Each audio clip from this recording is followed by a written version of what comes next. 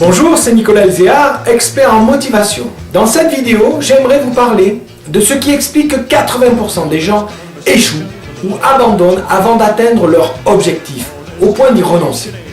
J'aide les gens qui veulent atteindre leur but à acquérir une motivation à toute épreuve, pour adapter les meilleures stratégies à leur personnalité et à leurs capacités, afin qu'ils retrouvent du temps pour eux, leur famille et les projets qui leur tiennent à cœur. J'aimerais encore une fois vous remercier et vous dire à quel point j'aime lire vos commentaires. J'apprécie le temps que vous prenez pour me faire part de vos idées et de vos questions. Avez-vous fait les exercices proposés dans la dernière vidéo? J'espère bien, mais peut-être avez-vous manqué de temps.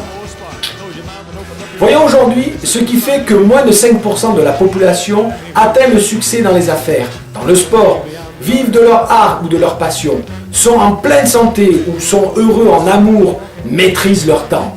Ça vous intéresse? Alors, j'ai une question. Savez-vous comment cuisiner une grenouille? C'est terrible. Si vous essayez de l'ébouillanter en la jetant dans une marmite d'eau bouillante, vous n'y parviendrez pas. Elle sautera en un réflexe hors du récipient. Par contre, mettez-la dans l'eau froide et chauffez l'eau à petit feu. Elle s'endort et se laisse ébouillanter sans même s'en apercevoir. La plupart des gens sont choqués par cette histoire. Et c'est bien ce que je cherche. Pourquoi? Parce que la plupart du temps, nous sommes comme cette grenouille. Nous nous laissons mourir à petit feu, en nous laissant endormir par un certain confort. Ce que nous vivons ne nous convient pas, mais on s'y fait. On laisse installer certaines habitudes, jusqu'à en être prisonnier.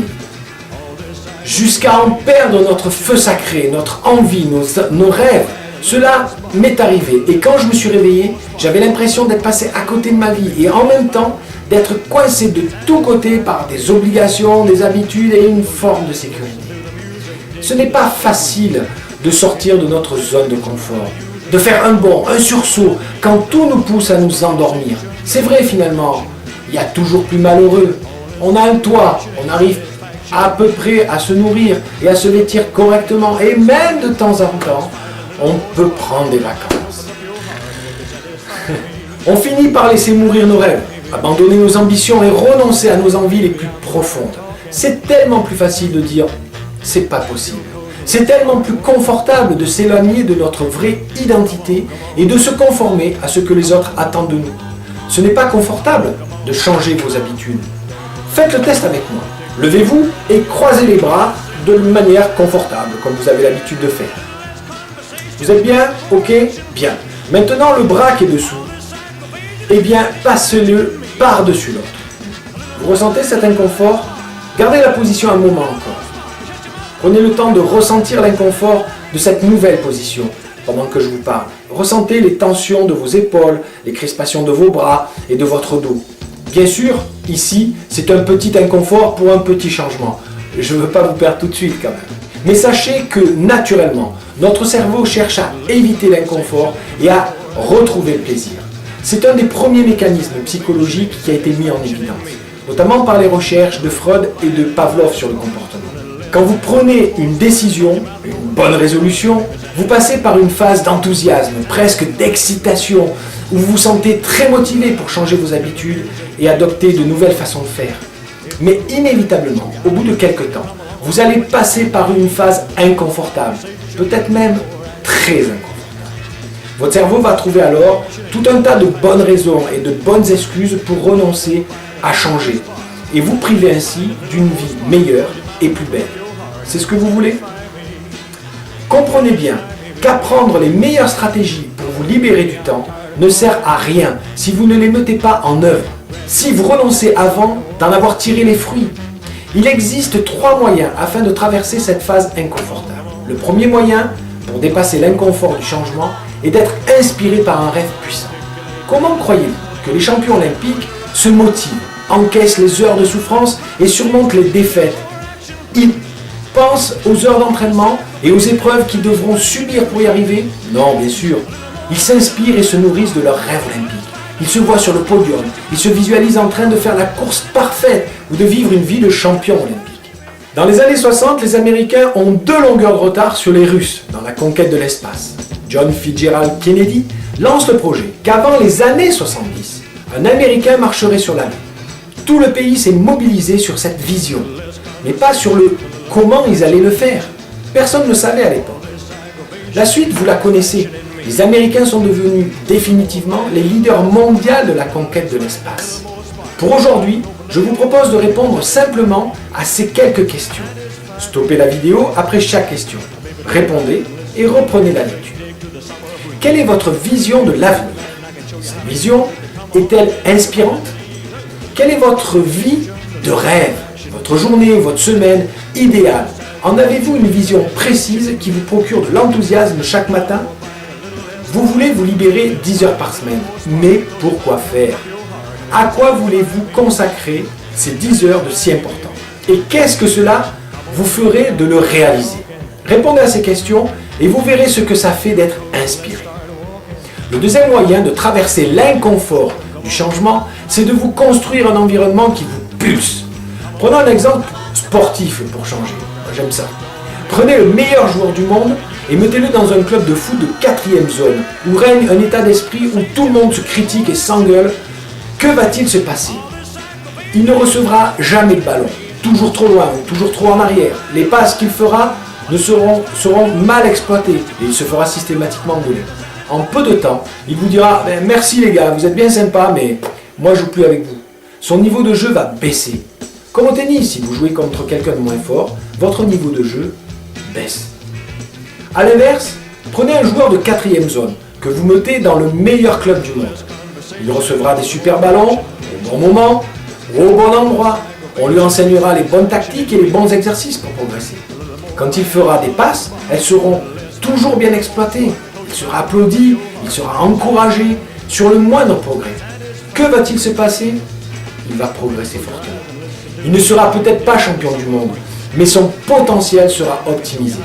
Pour traverser votre zone d'inconfort et développer votre potentiel, vous devez vous construire un environnement qui vous pulse. D'abord, fréquentez une majorité de personnes positives, c'est-à-dire qui vous encouragent, qui vous soutiennent et qui croient en vous. Demandez de l'aide et écoutez les conseils de personnes qui ont réussi ce que vous souhaitez.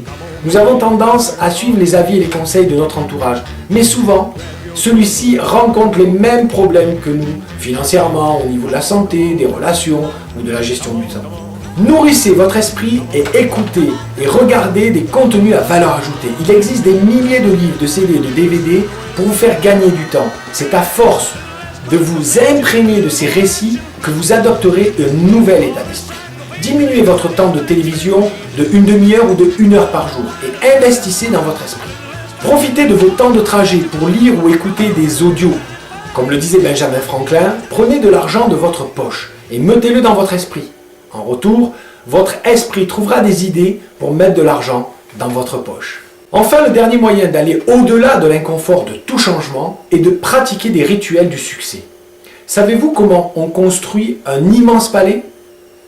Pierre après pierre. J'adore cette citation de Kate Culligan.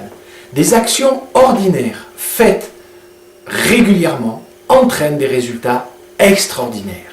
Croyez-moi, pour faire du muscle ou maigrir, il ne sert à rien de faire de lourdes séances d'entraînement plusieurs fois par semaine jusqu'à vous en dégoûter, puis d'arrêter au bout de 1 ou 2 semaines, 3 semaines. Ne faites que 10 pompes par jour. En un mois, vous en aurez fait 300 et en un an, 3600. Qui sera le plus en forme dans un an? Celui qui a fait 3 semaines intensives ou celui qui aura fait 3600 pompes sur toute l'année? Qui aura renforcé son mental? Et dans 10 ans, qui aura l'avantage? Ayez foi en la force de l'érosion. Goutte après goutte, l'eau use la pierre. Programmez-vous chaque jour des rituels pour vous entraîner, pratiquer et intégrer vos nouvelles habitudes. Parler anglais, jouer d'un instrument, avoir des épaules rondes ou des tablettes de chocolat sur le ventre. Apprenez à communiquer sans violence, lire le journal des affaires, pratiquer Internet ou votre passion, jouer avec vos enfants, écrire un livre ou peindre un tableau. 10 minutes chaque jour sur un an ont plus d'impact que plusieurs heures sur quelques semaines. Mais en plus, elles deviennent un automatisme. Vous le faites sans même y penser. Programmez vos nouvelles habitudes. Pour y penser régulièrement, utilisez les moments qui rythment votre journée. Le lever, le coucher, quand vous vous brossez les dents, aux toilettes, avant le repas, en voiture. Vous ne pouvez pas le programmer? Eh bien, planifiez-le dans votre agenda. Si ce n'est pas programmé dans votre agenda, vous trouverez toujours quelque chose d'autre à faire. Si je vous dis, tiens, qu'est-ce que tu fais jeudi à 15 h et que vous n'avez rien de programmé, vous me direz, peut-être je suis disponible.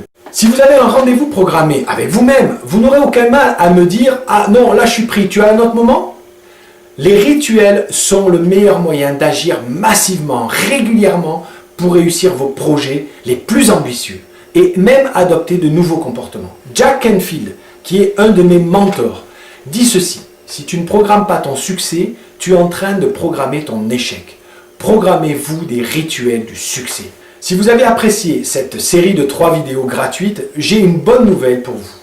Je vais vous proposer, dans une 4e vidéo à venir, un programme de formation complet et exclusif qui vous aidera à relever le défi de vous libérer 10 heures par semaine pour vous, votre famille et les projets qui vous tiennent à cœur, et à vous bâtir une vie sereine, prospère, pleine d'énergie, de joie de vivre et de fierté.